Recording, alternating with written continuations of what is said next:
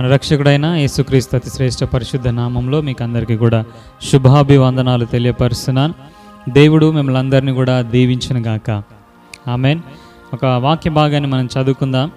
కొలస్సీయులకు రాసినటువంటి పత్రిక 1వ అధ్యాయము 13వ వచనాన్ని మనం చదువుకుందాం. ఆయన మనలను అంధకార సంబంధమైన అధికారములో నుండి విడుదల చేసి తాను ప్రేమించిన తన కుమారుని యొక్క రాజ్య నివాసులనుగా చేసెను. ఆ కుమారుని యందు మనకు విమోచనము అనగా పాప క్షమాపణ కలుగుచున్నది. చదవబడినటువంటి లేఖన భాగాన్ని మనము జాగ్రత్తగా గమనించినట్లయితే ఇక్కడ 2 రాజ్యాలు కనబడుతూ ఉన్నాయి, 2 అధికారాలు కనబడుతూ ఉన్నాయి కదా. ఏంటి 2 రాజ్యాలు? ఒకటి అంధకార సంబంధమైనటువంటి రాజ్యం, 2 దేవుని రాజ్యం, వెలుగు సంబంధమైనటువంటి రాజ్యము. ప్రియ దేవుని బిడ్డలారా, ఇక్కడ మనం చూసినట్లయితే మనమందరము కూడా మునుపు ఎలా ఉన్నాం? ఎక్కడున్నాం? అంధకార సంబంధమైనటువంటి అపవాది యొక్క కబంధ హస్తములో మనం ఉన్నాం. మనమే కాదు, సార్వత్రిక మానవాళ్ళంతా కూడా ఎక్కడున్నా చెప్పండి? అపవాది యొక్క అంధకారం యొక్క కబంధ హస్తము క్రిందనే ఉన్నది, అంధకార అధికారము క్రిందనే ఉన్నది. ఈ యేసుక్రీస్తు ప్రభువారు 40 దినాలు ఉపవాస ప్రార్థన తర్వాత అపవాది శోధించినటువంటి సందర్భాన్ని మనం చూసినట్లయితే ఈ రాజ్యమంతా కూడా నీకు ఇస్తాను, నువ్వు నాకు నమస్కారం చేయి, ఇదంతా నాకు అప్పగింపబడి ఉన్నదని అంటాడు కదా. ఇదంతా ఎవరిది చెప్పండి? అపవాది వాడి యొక్క హస్తంలోనికి తీసుకున్నాడు. అందుకే ప్రకటన గ్రంథంలో కూడా మనం చదువుతూ ఉంటాం కదా, పరలోకంలో నుండి అపవాది ఏం చేయబడ్డాడట? కిందికి త్రోయబడ్డాడు, తన్నబడ్డాడు, పడగొట్టబడ్డాడు.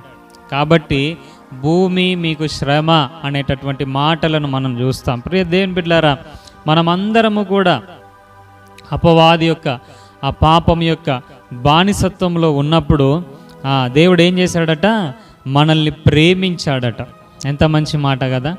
దేవుడు మనల్ని ప్రేమించి తాను ప్రేమించిన తన కుమారుణ్ణి రాజ్య వారసులుగా చేయడానికి ఆ కుమారుని యందు మనకు విమోచన అనగా పాప క్షమాపణను అనుగ్రహించాడట. చాలాసార్లు మనము దేవుణ్ణి ఎలా చూస్తాము అని అంటే, దేవుణ్ణి ఒక కోపగొండోడుగా చూస్తాం కదా. ధర్మశాస్త్ర ఆ గ్రంథమంతా కూడా, పాత నిబంధన గ్రంథమంతా కూడా మనకు చదివితే, అబ్బో దేవుడు ఇంత కోపగొండోడా, దేవుడు ఇంత రౌద్రం కలిగినటువంటి వాడా, దేవుడు ఇంత ఘోరంగా శిక్షిస్తాడా అనేటటువంటి మనసు మనం కలుగుతుంది. ఆయా మనుషులు చాలామంది ఇదే మాట ప్రస్తావిస్తూ ఉంటారు. దేవుడు ఇట్లా చేస్తాడట, దేవుడు అట్లా చేస్తాడట, దేవునికి ఇంత కోపం. అవును, ఆయనకు కోపం ఉంది, దేవునికి కోపం ఉన్నది. ఎంతకాలం ఉంటుంది అది? దేవుని వాక్యం ఏం సెలవిస్తుందనంటే, దేవుని కోపం అట చెప్పాలి నిమిషం మాత్రం ఉంటుందట. ఆయన దయ, ఆయన వాత్సల్యత, ఆయన కృప ఎక్కడ దాకా ఉంటుందట? ఆయుష్కాలం అంతా ఉంటుందట. మనం ఒకసారి ఆలోచన చేయాలి, మనుష్యుని ఆయుష్కాలం ఎంత చెప్పండి? మనము ఆదికాండంలో చూసినట్లయితే మెతుషెల ఎంత బతికిండు? 969 సంవత్సరాలు బ్రతికిండు. 969 సంవత్సరాల కాలంలో దేవుని కోపం ఎంతనట? నిమిషం మాత్రం. 969 సంవత్సరాలలో ఒక్క నిమిషం ఎంత చెప్పండి? ఆదాం ఎంత బ్రతికిండు? నోవాహు ఎంత బ్రతికిండు? సరే, వాళ్ళంతా కూడా వస్తూ వస్తూ వస్తూ ఉన్నప్పుడు ఆయుష్కాలం తగ్గుతూ వచ్చింది. లాస్ట్కి మోషే అంటాడు, అధిక బలం ఉంటే 80 సంవత్సరాలు అని అన్నాడు. అధిక బలం ఉంటే 80 సంవత్సరాలు బ్రతుకుతారని అన్నోడు 120 సంవత్సరాలు బ్రతికిండు కదా. అధిక బలం ఉంటే 80 సంవత్సరాల వరకు ఇక లాస్ట్ మానవుని యొక్క జీవితకాల పరిమితి అన్నటువంటి మోషే 120 సంవత్సరాలు బ్రతికిండు. సరే, మోషే అన్నట్లుగా 80 సంవత్సరాలే అనుకుందాం మన ఆయుష్కాలం. చాలామంది పెద్దలు దీవిస్తూ ఉంటారు. ఏమని దీవిస్తారు? నిండు 100 ఏళ్ళు చల్లగా బ్రతుకు నాయన, చల్లగా బ్రతకమ్మ అని దీవిస్తారు. ఎంతకాలం అట? నిండు 100 ఏళ్ళు. సరే, మోషే చెప్పినట్టు 80 సంవత్సరాలే అనుకుందాం. 80 సంవత్సరాలలో ఒక్క నిమిషం ఎంత చెప్పండి? 80 సంవత్సరాలకు ఎన్ని నిమిషాలు? లెక్క కట్టగలుగుతారా? సంవత్సరానికి ఎన్ని? 365 రోజులు. 365 రోజులకి ఎన్ని గంటలు? 365 రోజులైతే ఒక సంవత్సరం. అట్లా 80 సంవత్సరాలనంటే ఎన్ని రోజులు చెప్పండి? 80 సంవత్సరాలనంటే దాదాపు 30,000 రోజులు. 30,000 రోజులకి రోజుకి ఎన్ని గంటలు చెప్పండి? 24 గంటలు. ఇప్పుడు లెక్కేయండి. 30,000కు 24 గంటలు. గంటకు మళ్ళా ఎన్ని సెకండ్లు, ఎన్ని నిమిషాలు? 60 సెకండ్. ఇట్లా లెక్క వేసుకుంటూ వెళ్తే ప్రియ దేవుని బిడ్డలారా, అసలు మన ఆయుష్ కాలములో దేవుని కోపం అనేది అసలు లెక్కకే రాదు కదా. ఒక్క నిమిషం ఉంటుందట మన ఆయుష్కాలం అంతట్లో. దేవుని కోపం ఒక్క నిమిషం ఉంటే తన దయ, తన ప్రేమ, తన కనికరము, తన దీర్ఘశాంతం ఎప్పటి వరకు ఉంటుంది? మన ఆయుష్కాలం అంతా కూడా ఉంటుందట ప్రియ దేవుని బిడ్డలారా. అందుకే నేనేమంటున్నానంటే దేవుని కోపంలో కూడా న్యాయం ఉంటుంది. ఆ నిమిషం మాత్రం కోపపడే ఆ కోపంలో కూడా న్యాయం ఉంటుంది కదా. కొన్నిసార్లు మన కోపంలో న్యాయం ఉండదు.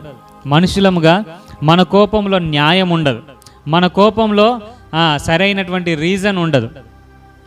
అన్ఎక్స్పెక్టెడ్గా కోపం వస్తుంది. చిన్న చిన్న విషయాలకు కోపం వస్తూ ఉంటుంది కదా. చాలాసార్లు అసలు కోపపడాల్సినటువంటి అవసరం ఉండదు, కానీ కోపం వస్తుంది. దాన్నే ఇప్పుడు కొత్తగా బీపీ అంటున్నారు కదా. బీపీ పెంచుకోకండి సార్ అని అంటున్నారు. కోపం ఎందుకు వస్తుంది చెప్పండి? ఏదైనా తప్పు చేస్తేనే వస్తుంది కదా. కానీ కొంతమందికి ఏ చిన్న విషయమైనా కోపం వస్తుంది. కానీ మన దేవునికి కోపం ఎందుకు వస్తుంది చెప్పండి? మనము తప్పు చేస్తేనే కదా. మనము తప్పు చేసినప్పుడు, మనము తప్పిపోయినటువంటి పరిస్థితులలో ఆయన కోపం చేస్తాడట. ఆ కోపం కూడా ఎలా ఉంటుంది అని అంటే ప్రేమతో కూడినటువంటి కోపం. అది ఎలాంటి కోపం? ప్రేమతో కూడినటువంటి కోపం. ఇప్పుడు మీరు చూడండి, మీ పిల్లలు తప్పు చేసిర్రు అనుకోండి, వీళ్ళు చచ్చిపోవాలని అనుకుంటామా మనం? అట్లా కోపం చేస్తామా? చచ్చిపోవాలని కొడతామా ఎవరైనా? చచ్చిపోవాలని ఎవరైనా కొట్టాం. ఎందుకు కొడతాం? సరిచేయబడాలని కొడతాం. చచ్చిపోవడానికి కొట్టాం, సరిచేయబడాలని. మనుషులముగా మన కోపంలోనే ప్రేమ ఉంటే చూడండి, దేవుని ప్రేమ, దేవుని కోపంలో ఎంత ప్రేమ ఉంటుంది కదా. ఆయన కోపించుచునే వాత్సల్యతను చూపించువాడట. ఎంత నమ్మదగినటువంటి దేవుడు కదా. కోపించుచునే ఆ నిమిషమాత్రము కోపంలో కూడా వాత్సల్యత ఉంటుందట. అంత నమ్మదగినటువంటి దేవుడు, అంత కృప కలిగినటువంటి దేవుడు. అందుకే ఆదాము హవ్వలు పాపం చేసినప్పుడు కోపం చేశాడు, కానీ చంపేయలేదు కదా. కోపం చేశాడు, కానీ వెంటనే తనే ప్రాయశ్చిత్తం చేశాడు. ఆదాము హవ్వలు ఏమైనా ప్రాయశ్చిత్తం చేసుకున్నారా? దేవుడే ప్రాయశ్చిత్తం చేశాడు. మానవులముగా మనము చేసినటువంటి తప్పులను బట్టి ప్రాయశ్చిత్తాన్ని చేయలేము. అందుకే కోపించినటువంటి దేవుడే తన కుమారుని యొక్క మరణం ద్వారా మనకు పాపక్షమాపణను అనుగ్రహించాడు. అంత ప్రేమ కలిగిన దేవుడు. మనల్ని కోపించే దేవుడు ఎలాంటోడు అని అంటే మన కొరకు ప్రాణం పెట్టే అంత ప్రేమ కలిగినోడు. అది హల్లెలూయా. మన మీద కోపగించేటటువంటి ఎంత కోపం? 80 సంవత్సరాల ఆయుష్కాలములో 30,000 రోజుల మన జీవిత కాలంలో ఒక్క నిమిషం కోపం చేసేటటువంటి దేవుడు ఎలాంటి దేవుడు అని అంటే ఆ నిమిషం కోపం చేసేటటువంటి దేవుడు మన కొరకు ప్రాణం పెట్టే అంత ప్రేమ కలిగినటువంటి వాడు. ఆయన మనల్ని ఏం చేశాడు అని అంటే అంధకార సంబంధమైనటువంటి అధికారంలో నుండి మనల్ని విడుదల చేసి తాను ప్రేమించినటువంటి కుమారుని యొక్క రాజ్య వారసులనుగా మనల్ని చేశాడట. హల్లెలూయా. మనమేదో మంచివారం అని కాదు, మనమేదో బుద్ధిమంతులం అని కాదు, మనమేదో దేవునికి గొప్పగా ఏదో చేసి పెడతామని కాదు ప్రియ దేవుని బిడ్డలారా. మనము మంచివారం. అందుకే రోమాపత్రికలు అంటారు, మనము పాపులమై ఉన్నప్పుడు కదా, మనము యేసయ్యకు దూరముగా ఉన్నప్పుడు, మనకు దేవునికి దూరంగా ఉండి దేవుణ్ణి దూషిస్తూ దేవునికి వ్యతిరేకంగా దేవుని దుఃఖపరుస్తున్నటువంటి సమయంలో మన కొరకు ఆయన ప్రాణం పెట్టాడట.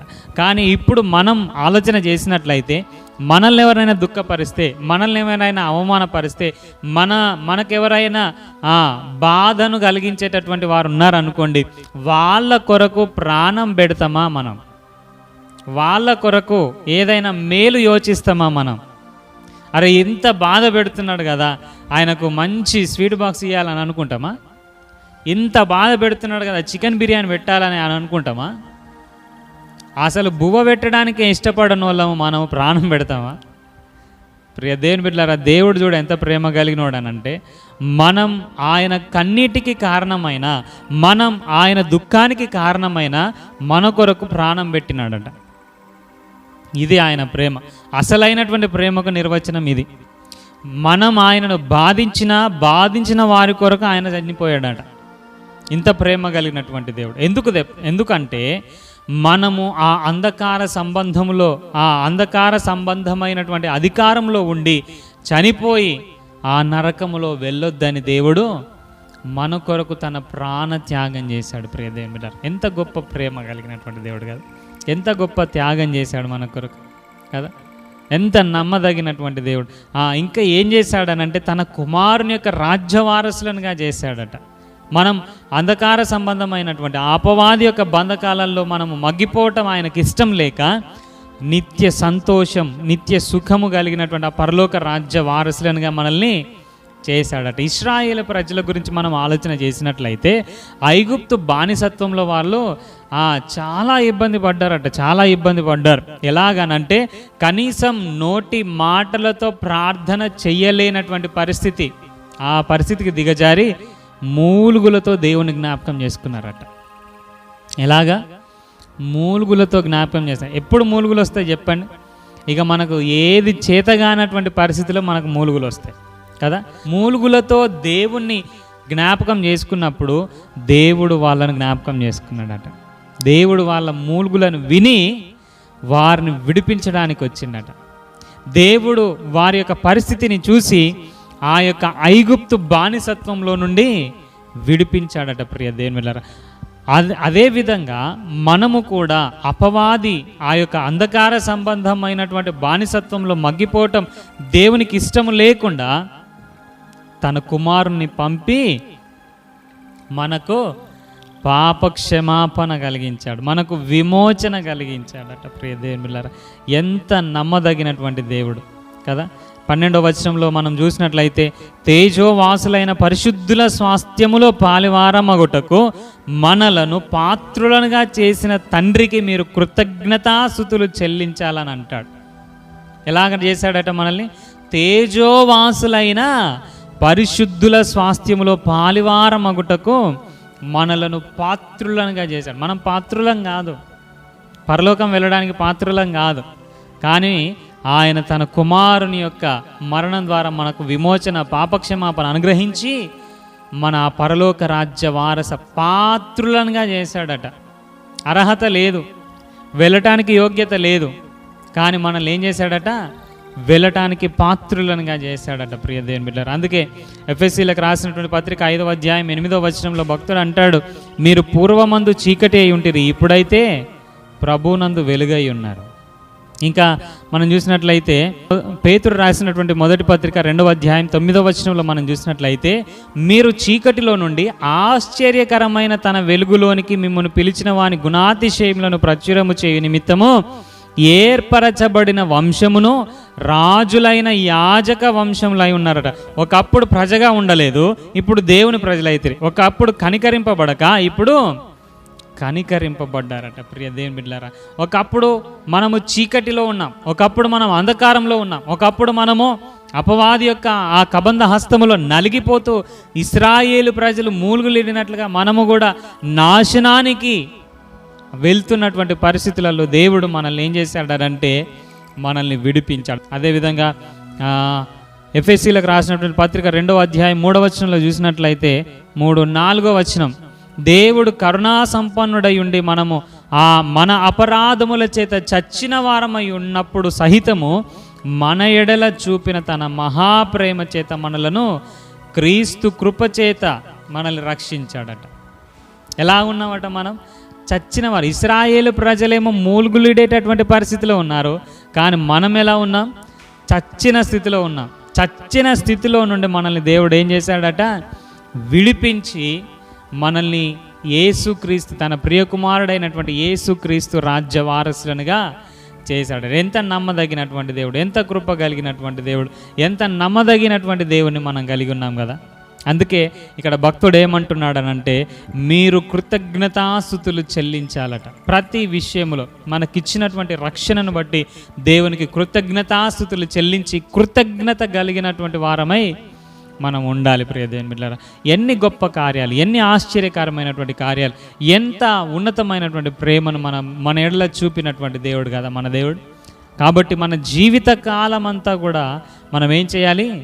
కృతజ్ఞత కలిగి జీవించాలి. కృతజ్ఞతాపూర్వకంగా మనము జీవించాలి. మనమందరము కూడా ఆయన నమ్మదగిన వాడు కనుక మనం నమ్మకస్లంగా మనం కూడా జీవించాలి. దేవుడు అంధకార సంబంధమైనటువంటి అధికారంలో నుంచి మనల్ని విడిపించాడు. చాలా భయంకరమైనటువంటి ఆ అపవాది చేతిలో నుండి మనల్ని విడిపించాడు. ఆ నరకం నుండి మనల్ని తప్పించాడు. మనం ఏమిచ్చి ఆయన రుణాన్ని తీర్చుకోగలుగుతాం చెప్పండి? గుడ్ ఫ్రైడే వస్తే మళ్ళీ గుడ్ ఫ్రైడేని ఆయన సిలువ ధ్యానాలు చేస్తాం. మనం ప్రతి దినం కూడా యేసుక్రీస్తు సిలువను మనం జ్ఞాపకం చేసుకోవాలి. ఆయన మరణ పునరుత్థానములను మనం జ్ఞాపకం చేసుకోవాలి. ఆయన మన కొరకు చేసినటువంటి త్యాగాన్ని మనం జ్ఞాపకం చేసుకోవాలి. ఒక మనిషి చిన్న సహాయం చేస్తేనే మర్చిపోం కదా మనం. అబ్బా, ఆ రోజు నన్ను ఆదుకున్నాడు ఆ మనిషి, ఆ రోజు నాకు ఆ పరిస్థితులలో సహాయం చేశాడు ఆ మనిషి, నేను ఆపదలో ఉన్నప్పుడు ఆ మనిషి నన్ను ఎంత పొగుడుతాం. ప్రతి సందర్భంలో జ్ఞాపకం చేసుకుంటాం. కానీ దేవుడు నీ కొరకు ఎంత ప్రేమ చూపిస్తూ ఉన్నాడు, దేవుడు నీ కొరకు ఎంత గొప్ప త్యాగాన్ని చేశాడు. ప్రతిదినం ఆ త్యాగం అంతటితో ఆగిపోలేదు. ప్రియ దేవుని బిడ్డలారా, ప్రతి దినము కూడా మన కొరకు విజ్ఞాపన చేస్తున్నాడని లేఖనాలలో వ్రాయబడి ఉన్నది. ఆయన ప్రతిదినం తండ్రి కుడిపార్శ్వం నుండి ప్రతిదినం కూడా మన కొరకు ప్రార్థన చేస్తున్నాడు. ఎందుకు ప్రతిదినం ప్రార్థన చేస్తున్నాడు? ప్రతిదినం ఏదో ఒక తప్పిదము చేత మనం తప్పిపోతూ ఉన్నాం. మనల్ని ఆ అంధకార సంబంధమైనటువంటి ఆ అపవాది చెర నుంచి విడిపించబడినప్పటికీ కూడా, మనం విడిపించబడ్డప్పటికీ కూడా ఏదో ఒక అపరాధం, ఏదో ఒక కదా దోషం, ఏదో ఒక పాపము చేత మనము ఆయన గాయపరుస్తూ ఉన్నాం. ఇశ్రాయేలు ప్రజలను ఎంతో అద్భుతంగా ఆ యొక్క బానిసత్వంలో నుంచి విడిపించాడు. ఎన్ని అద్భుతాలు చేశాడు, ఎంత అద్భుతంగా అక్కడి నుంచి ఆ పరిస్థితిలో నుంచి దేవుడు విడిపించాడు. అయినప్పటికీ కూడా దేవుడు చేసినటువంటి మేళ్లను వారు మరిచిపోయి సనగటం, గుణగటం, దేవుని మీద కోపగించుకోవటం, వాళ్ళు మాట్లాడిన మాటలు చాలా విచిత్రం అనిపిస్తుంది. మళ్ళీ మేము ఐగుప్తుకు పోతేనే మంచిగా ఉన్నాను, అక్కడ మేము మూలుగులీడు చచ్చిపోయినటువంటి పరిస్థితి అక్కడ. దేవుడు వాగ్దానం చేసినటువంటి ఆ వాగ్దాన భూమిలోనికి వెళ్తున్నప్పుడు ఏ హింస లేదు, కానీ వీళ్ళు బాధపడుతున్నారట, మేము ఐగుప్తుకు పోతేనే మంచిగా ఉండాలి. చాలాసార్లు మనం కూడా అదే అనుకుంటాం కదా. కొన్ని పరిస్థితులలో అట్లుంటేనే బాగుండు అని అనుకుంటాం. కానీ ప్రియ దేవుని బిడ్డలారా, మనల్ని ఎంత నమ్మదగినటువంటి దేవుడు మనల్ని విడిపించాడనంటే మనం కృతజ్ఞత కలిగి జీవించాలి. ఎన్నడూ కూడా మనం దేవుని మీద సనగటానికి అసలు అవకాశమే లేదండి, అవకాశమే లేదు. రాత్రి పగలు కొనుకక నిద్రించక మనల్ని కాపాడుతున్నాడు ఆయన, మనల్ని పోషిస్తున్నాడు ఆయన. తన కన పాప వల్ల మనల్ని కాపాడుతున్నాడు. ఆ పాపపు బానిసత్వంలో నుంచి, అపవాది ఆ అంధకారం నుంచి, అధికారం నుంచి మనల్ని విడిపించాడు, నరకం నుంచి తప్పించాడు. ఎంత కృతజ్ఞత కలిగి జీవించాలి మనం కదా. కృతజ్ఞతాహీనులంగా మనం జీవించడానికి వీలు లేదు. ప్రియ దేవుని బిడ్డలారా, ఈరోజు ఆయన ప్రేమ చేత మనం బ్రతికింపబడుతున్నాం, ఆయన వాత్సల్యత. అందుకే భక్తుడు అంటాడు, ఆయన వాత్సల్యత ఎడతెగక నిలుచుచున్నది గనకనే మనం నిలిచి ఉన్నాం, బ్రతికి ఉన్నాం. కాబట్టి ప్రియ దేవుని బిడ్డలారా, భక్తుడు అంటున్నాడు, తేజో వాసులైన పరిశుద్ధుల స్వాస్థ్యంలో పాలివారమగుటకు మనల్ని పాత్రలుగా చేసిన తండ్రికి కృతజ్ఞతాస్తుతులు చెల్లించాలి. తండ్రికి విరోధంగా ఉండి మనం ఏం చేయలేం. ఆయన అంటాడు, నాకు వ్యతిరేకంగా ఉండి, నాకు వేరుగా ఉండి మీరు ఏమి చేయలేరు అని అంటాడు. కాబట్టి ఆయన కోపాన్ని బట్టి మనము అలగడానికి వీల్లేదు. ఆయన కోపాన్ని బట్టి కదా, పిల్లలు కొన్నిసార్లు తల్లిదండ్రులు కోపం చేస్తే అలుగుతారు కదా, తండ్రి దగ్గరికి పోవడానికి ఇష్టపడరు. కానీ ప్రియ దేవుని బిడ్డలారా, మనం ఏనాడు కూడా దేవునికి వ్యతిరేకంగా ఉండి మనం ఏమి చేయలేమని జ్ఞాపకంలో పెట్టుకొని మనము కృతజ్ఞత కలిగినటువంటి వారమై ఉండాలి. తండ్రికి మీరు కృతజ్ఞతాస్తుతులు చెల్లించాలని ఇక్కడ బతిమలాడుతున్నాడట భక్తుడు. ఈ సంఘాన్ని బతిమలాడుతున్నాడట, కృతజ్ఞతాస్తుతులు చెల్లించండి, దేవుడు మీ ఎడల ఎంత గొప్ప కార్యాలు చేశాడు. అవును, ఈ దినం మన జీవితంలో కూడా చేసిన కార్యాలను బట్టి కృతజ్ఞత కలిగి మనం జీవించాల్సినటువంటి అవసరం ఉన్నది. ప్రియ దేవుని బిడ్డలారా, ప్రతి దినం ఆయన త్యాగాన్ని జ్ఞాపకం చేసుకుంటూ నమ్మకస్లమై బ్రతకాల్సినటువంటి అవసరం ఉన్నది. ప్రియ దేవుని బిడ్డలారా, మనము జీవించినంత కాలం ఆయన ప్రేమకు బద్దులమై ఉన్నాం కాబట్టి కృతజ్ఞతాస్తుతులు చెల్లింప బద్దులమై ఉన్నాం. కాబట్టి ప్రతి విషయంలో ఆయనకు కృతజ్ఞతాస్తుతులు చెల్లిస్తూ నమ్మకమైనటువంటి వారముగా మన జీవితాన్ని కొనసాగిద్దాం. అటు కృప దేవుడు మనకు అనుగ్రహించును గాక. చిన్న మాట మనము ప్రార్థన చేసుకుందాం విన్న వాక్యాన్ని బట్టి.